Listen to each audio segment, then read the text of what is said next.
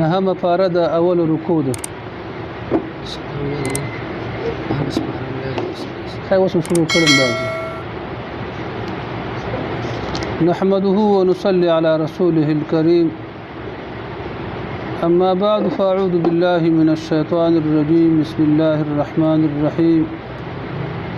وما أرسلنا في قرية من نبي إلا أخذنا أهلها بالبأساء والضراء لعلهم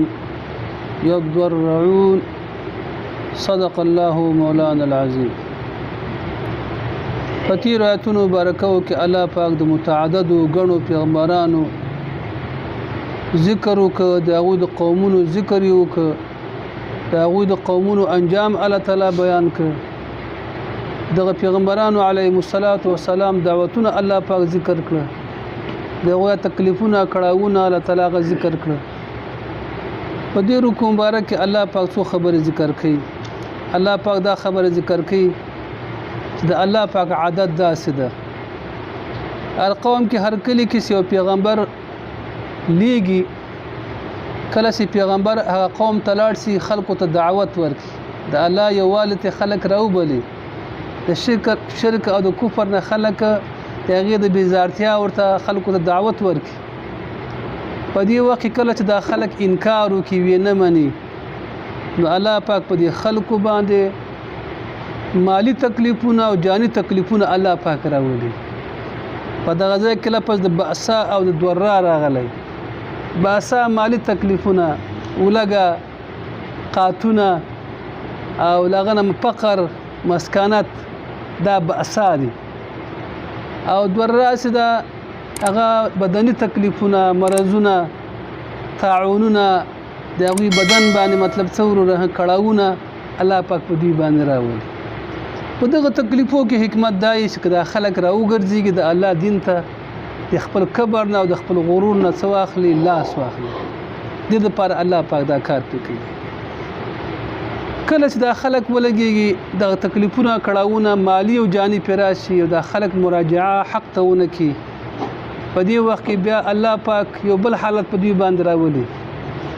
هغه د مالی زیانونه الله تعالی ورته پوره کړي الله تعالی مالونه زیات کی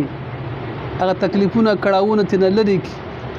او کوم مرزونه چې د دوی بدن باندې مقرر دي هغه مرزونه تکلیفونه تنه څکی لري کی په صحت باندې بدل شي دی خلکو نپری او دی خلکو ارث زیات سي چې ارث کله زیات سي دی کې د الله حکمت څنګه سي دی کې د الله حکمت دای کدا خلک ولګي د الله نعمتونو ته وګوري د الله د نعمتونو شکر ادا کوي د تکلیفونو خو سبق وانه خسته کدا الله د نعمتونو نه څه واخلي او صبر استغاثه شکر وباسي او د خپل کبر نه او د خپل غرور نه او د خپل ناروانه د خلک څه شي راوګرځي کله چې د خلک ولګي په دې نشي یو طرف امتحان راغی د مالی او جانی امتحان راغی پاغې نشو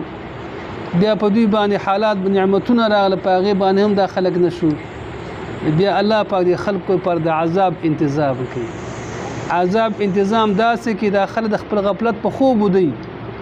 اچانک په دوی باندې عذاب راسي په پخواني قومونو باندې عذابونه اچانک یو دم براتل یا به زلزلہ په دوی باندې راغله یا به جبرائیل علیه السلام په دوی باندې چغه وهله یا به لدینه ما سوا د نور تکلیفونه په دې خلکو باندې راغله مطلب یا بادونه په دوی باندې راغله یا طوفانونه په دوی باندې راغله نو دوی بالکل فکر نه و چې عذاب راځي تکلیف راځي اچانک په دې خلکو باندې عذاب راځي لہذا دا خبره الله پاک ثابت کړه چې په انسان باندې الله دوه قسمه حالات راولي د پند لپاره د عبرت لپاره تکلیفونه او زحمتونه راولي چې په دې وخت کې الله ته مراجعه او کله چې په دې باندې نشي بیا الله تعالی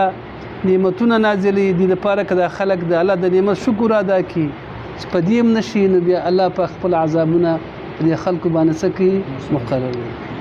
ورسته به الله پاک یو بل خبره دا وکي الله تعالی فرمایي کله چې یو انسان یا قوم مؤمنان سي مؤمن سي دا الله نه یې رخپل کی دا الله نه یې رخپل کی تقوا وکي الله پاک په دې باندې د زمکه او د اسمان برکتونه نازلې د زمکه او د اسمان برکتونه سمانه د اسمان برکتونه څه معنا د ځمکې برکتونه څه معنا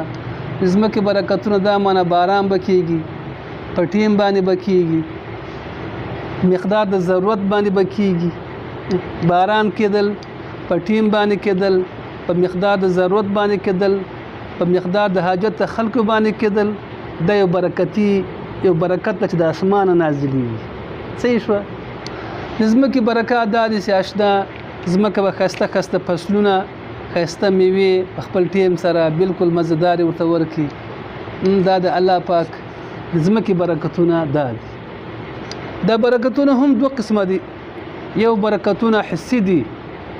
چې په مال کې یا په نعمتونو کې زیادت راسي مال کې زیادت راسي لکه مثال په ډول رسول پاک علیه السلام مبارک په زمانه کې به پیغمبر اسلام معجزاتو کې داو چې په اوبو کې به برکت راغی یو لوټه اوبو کې به پیغمبر اسلام مبارک ګوتې کې خودلې دا اوبه به دومره زیات شي په سونو کسانو به ومڅکلې غسلونه به هم په هغې باندې وکړه حیوانات ته به هم ورکړې بیا به مو اوبه وروروي لږ خوراک به روا به اخیسته په سلګونو خلکو به په لږ خوراک باندې ماړ شو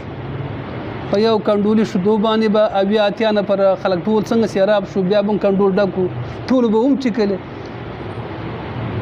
یو سوع یو پیمانه مطلب 4 کیلو هغه وربشې یو وړکی سیرلکی 900 کسان 1000 کسان مطلب ټول خوړل او ټول مړل او بیا هم دیګی د غوښې نه ډک او تنور د ډوډۍ نه ډک او دسترخوان د ډوډۍ نه ډک دا برکتونه یو دا قسم برکتونه دي ته برکت ظاهري حسي برکت و چې په سترګو لیدل کېږي چې تاشي کې زیادت راغی یو برکت معنوي د برکت معنوي دا معنا چې اشنا الله پاک غله درکړه خو غله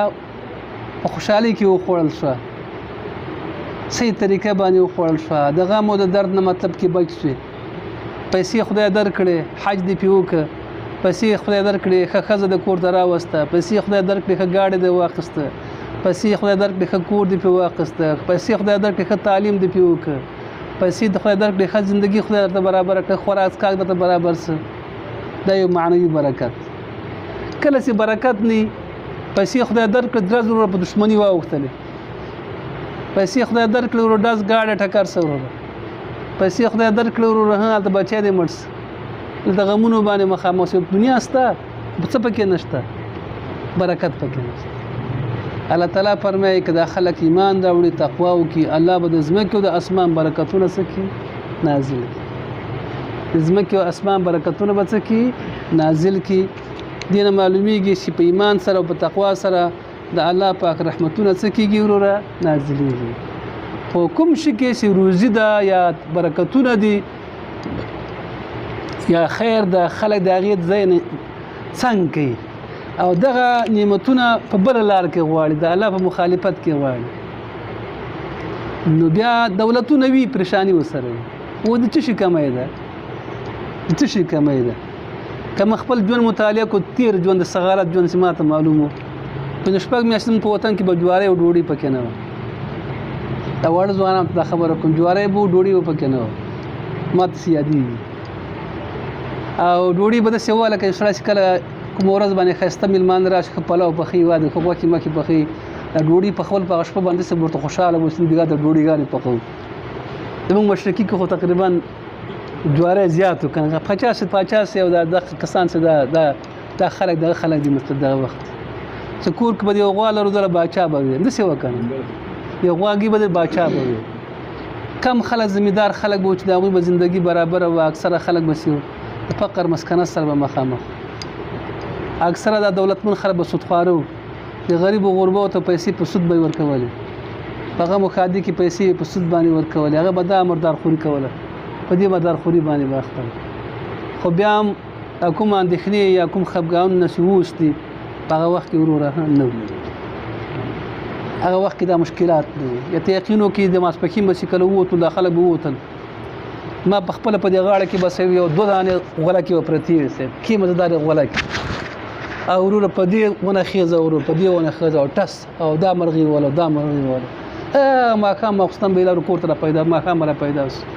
ولاکه کیسه کې مو چورته مو دا ځوانان به د مني او د ژمي موسم کې ماسپښین به سې ووتل ماښام پورې به ورو چا څه کوله چې خالی په خېټه به موړ نو بیا ورو بهر چې ولا کو پوچ ډوړي موړ نو باچا وي ته باچا انو چا دور لالچم دور چانه کو چې ولا کور پیدا کوم خو بلډینګ پیدا کوم چې خالی سرسوره بدل ورو باچا وي په کور تیخینو کدا کناره په کورو کینو خلا بس لره تلا پټو ته بدل نورو کدي به ټول روان دسه ژوندۍ په غزا کې اوس راته د کم شي کمای ده او سکون نسته ګوره مرزونه دي دردونه دي تکلیفونه دي کړهونه دي پریشانیان دي دا څه نشته ور تقوا نشته څه نشته زمکه د اسمان څه نشته برکتونه نشته یا ساتي خوشحالي ګوره په دین کې ده خوشحالي په دولت کې نه ده خوشحالي په زمانو کې نه ده خوشحالي ورها په نعمتونو کې نه ده خوشحالي په څه کې ده دین کې خوشحالي هغه کې فتنې نه وي دا شیان هم نه فکر هم رسول الله پاک فرمایدا ورسره به دا خبره ثابته کړي خلکو تاسو ولې گمراهي کوي اې د الله د عذاب نه پامان یاست نه اوس د عذابونو سهال پیغمبر اسلام فرمایدا چې وخت وراسي دا فتنې به سره خوري شي ک نظام انقطع سلکه لکه تسپوي تارته نه وشو کوه دا ټول تسبیح څنګه سی ورو بل پسې سی ورځي یو راځي بل راځي یو راځي بل راځي یا که قطاع الليل مظلم لکه د شپې دا چپی سي ورو یو ځي بل راځي یو ځي بل راځي دا غوبل جوړ دي نه تقریبا درې سرو مې سره کم تیر شي خلکو فکر ورس دا موږ له بیغه خلکو چې خلکو په خپل کورو کې ورو د خپل بچونه پریزو د خپل زوی نه پریزو خپل اولاد ځان ته نږدې کول نه خپل اولاد ځان ته نږدې کېو مینه ورته ورکړي چې ډارېدل یاره به خپل کوټه کې بندي خان باندې بکروت خبردار سي اگشنا تقوا نسته ولې نسته مشکل څه ده تقوا نسته الله دې تقوا راولي که تقوا راغله مشکلات بسیر ورها ختم درس مطلب باندې خو ان شاء الله پوه شو الله پاک فرمایي وما ارسلنا في قريه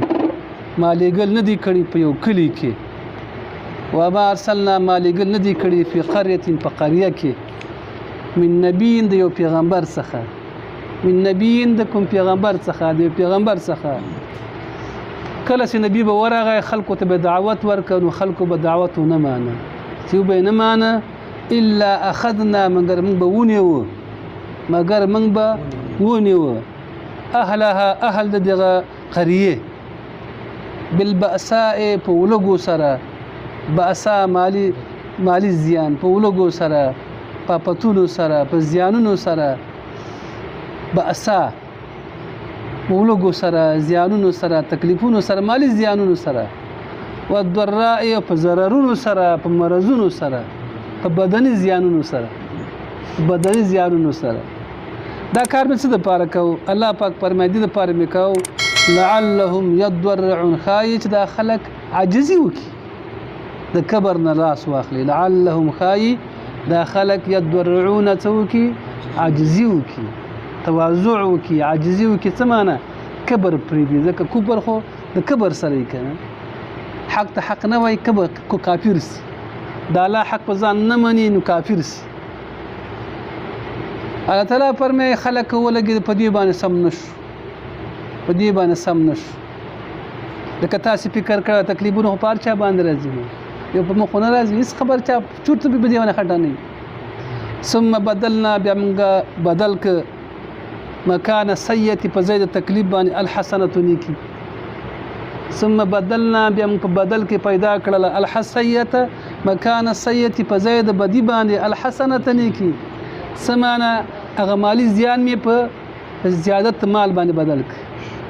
هغه مرزونه می په صحتونو باندې بدل ک نو هغه بد حالت می په ښه حالت باندې بدل ک ثم بدلنا بیا بدل ک مکان سیئه په زید بدی باندې الحسنه نیکی حتی تضيع فو داخلو زیاد شو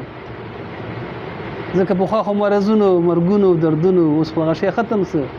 حتی تضيع فو داخله څنګه شو زیاد شو مالونه زیاد شو خلق زیاد شو وقالو دیول اشنا دا خرچه باندې راځي دا عالمي وباد په چاره روانه ده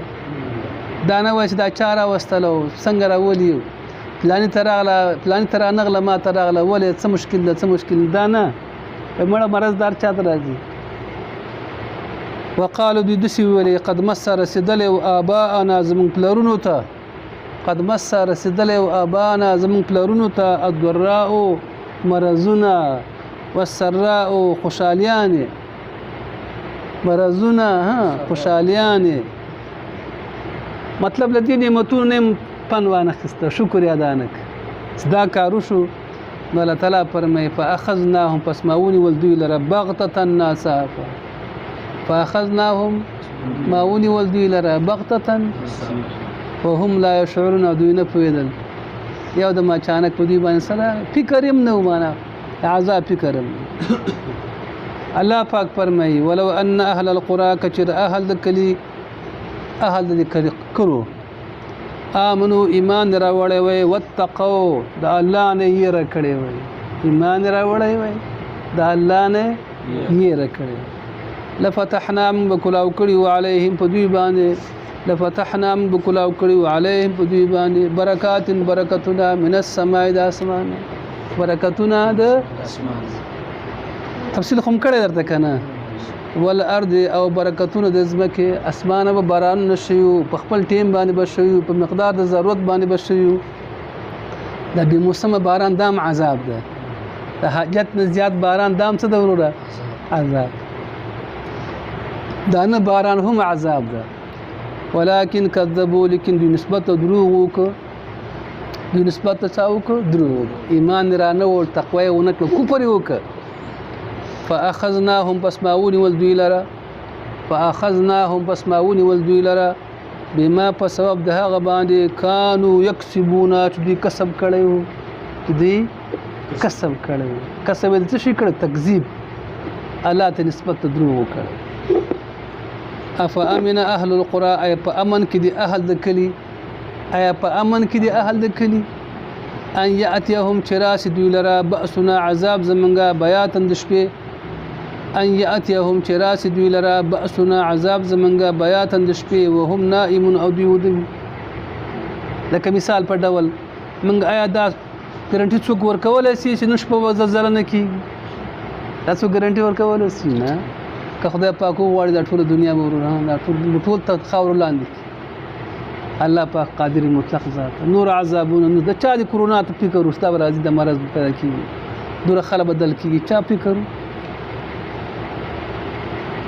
او امن اي په امن کې دي اهل القرى اهل ذکلو ان ياتيهم چراس دوی لرا باسنا عذاب زمنګا دوحند غرمي پټیم کې باسنا عذاب زمنګا دوحند غرمي پټیم کې وهم يلعبون او دوی لوب کوون کې ما کې خو ودو بيخي به پروا اوس په خپل لوب باندې اخته دي بيخي به پروا دي په داسې وختونو کې اې د الله د عذاب دی په امن کې دي نه اپ امنو اې دی په امن کې دي مکر الله د پلان د الله تدبیر د الله پلان د الله کله وړي د خلکو هلاکت وړي